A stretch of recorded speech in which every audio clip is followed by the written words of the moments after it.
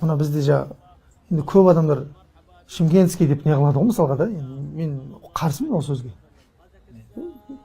Не дейді бір сөз бар ғой, адамның жаманы болуы мүмкін дейді, ұлттың жаманы жоқ дейді да.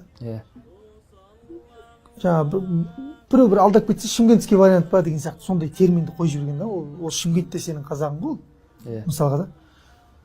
Сол жердің мойындау керек еді. Мен әл-иътирафу бил-хаққи фадилатун дейді ғой. Дұрыс па?